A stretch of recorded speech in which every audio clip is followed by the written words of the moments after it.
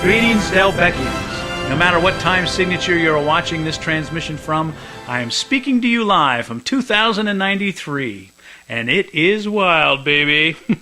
As many of you know, the cracking of the time continuum code allows us to move through chronological time like one moves through the air terminals of the past. But you're allowed to keep your shoes on. Now I know what you're thinking. Boy, does that guy look good for 140 years old.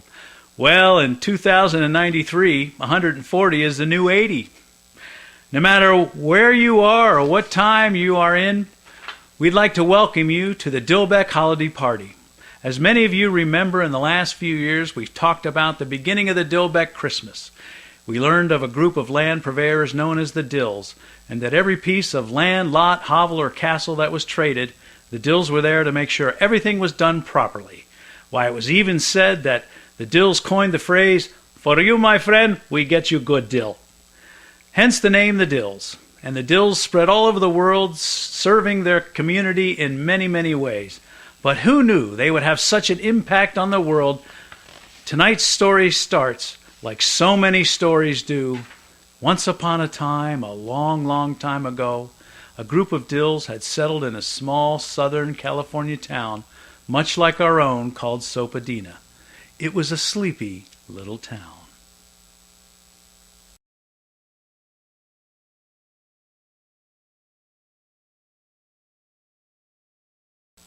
It was just before Christmas. The Sopadinans were all a bustle, getting ready for the great holiday celebration.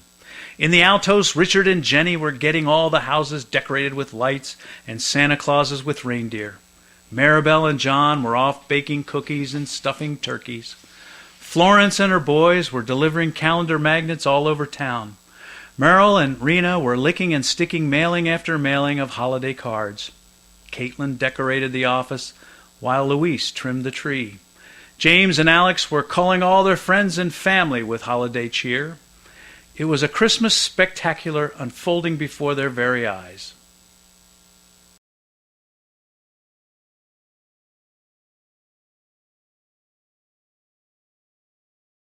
While all the Christmas preparations were going on, off the coast of Mexico was a different story.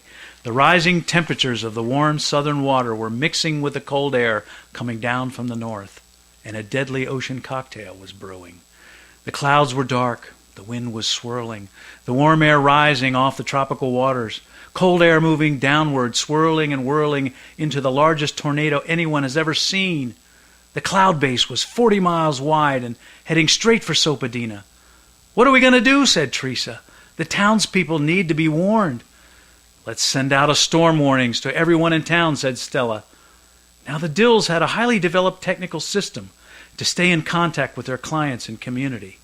By 9 a.m., all the Dills sat at their computers, logged into their real living site. They hit Marketing Advantage, then Marketing Materials. Some selected cards, some used flyers, some sent letters, but all of them sent emails and e-cards, e-flyers, all at the same time. Oh, if only healthcare.gov worked as well. The Dills were connected in minutes to everyone in town, asking them to board up their houses, turn off the electricity and gas, and stay indoors, and get to the lowest part of their homes. Some went to the California basement. Some families gathered underneath the dining room table, and all sat in the dark, happy to have each other to hold on to in this time of need. And as it is darkest before the storm, everything got quiet, and the night became silent.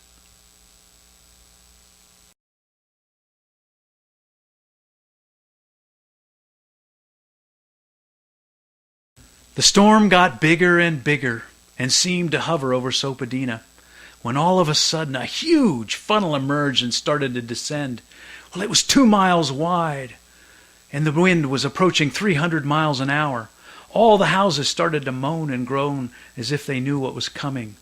Creaking and squeaking, cupboard doors banging and garage doors clanging. Ginny's house on the hill was the first to go up in the funnel like a shot.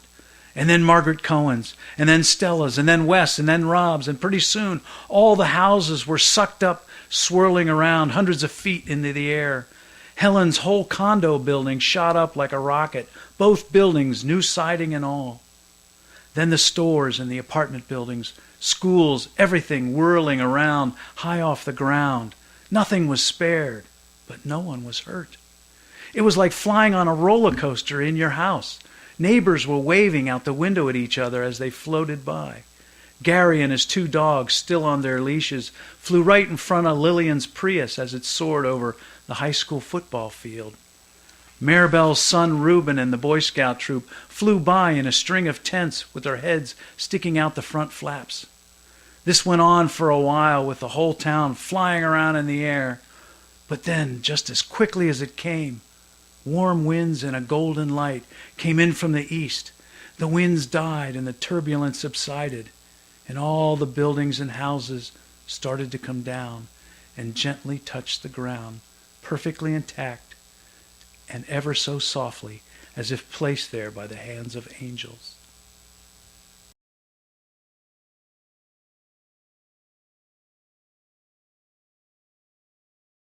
As morning broke and people came out of their houses, the whole town was a jumble.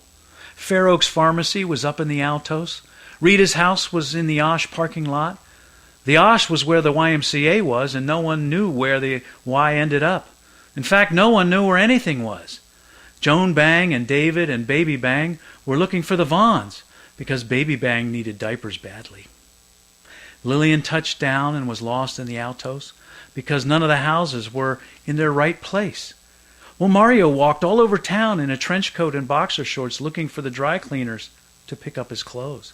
He was nearly arrested waving at Sarah Moore, who was taking her kids to the school Christmas pageant.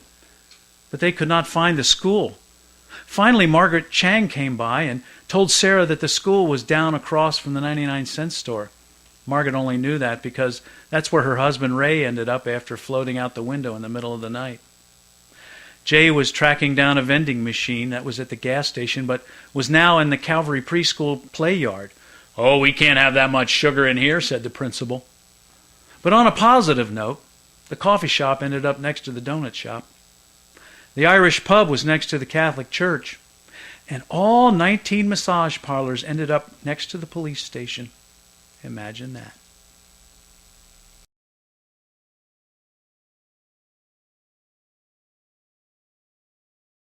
The town was a mess. No one could find a thing. The Dills were gathered to pool their resources in time of need. "What are we going to do?" said Margaret. "I'm not sure," said Mark Dilbeck, "but we must find a way." "I don't think an email is going to fix this," said Ada. Now the Dills were leaders in the eye-tech of their time. They had a whole department of people dedicated to researching, developing, testing, and selecting the latest and greatest technology of their day. The Dills even had a tech liaison in each office. This was unheard of at the time. And one of these liaisons, Michael Chestuli of Sopadina, raised his hand and said, "Wait a minute, I have an idea." And in a wink of an eye, he fired up his computer. Soon all the techies were gathered around, nodding and mumbling and talking geek. "Break out the slide rule, boys. This could take a while," said Michael. They worked all day and through the night. The whole department was in full swing, and by morning they were ready, and the program was launched. All 600 Dills in 14 offices were at their computers, and at precisely 9 a.m., as instructed, they all logged on to the interweb. John Acevedo and a few others had trouble with the passwords, but they got it. And at 9:03, they logged on to their real living site. At 9:07, they logged into their marketing advantages and then marketing materials. As instructed, at precisely 9:13, every agent hit the undo button. With a flash and the speed of light, Sopadina jumped back in time 48 hours, right before the storm, with all the houses and buildings as they had always been. Now, if you remember, 48 hours earlier, the agents were at their computers sending out emergency emails when they received this email from the IT department, instructing them to download the program, log into Real Living, and push redo. At the exact moment, the whole town jumped forward in time, over the storm, leaving with all the houses intact and all the buildings in the same place.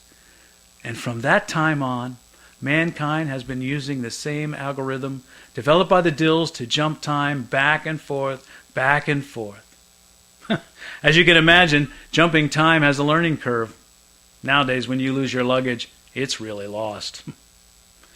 So, we'd like to leave you with wherever you are and whatever time zone you're in.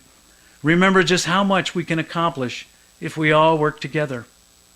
We are very fortunate to have all of you and your families to share this holiday with. Every day is precious, so hug your kids, tell them you love them, and let your friends know how much you care. The Dilbecks would like to wish you and your family the very Merry Christmas and the most prosperous New Year. That's all from me from 2093.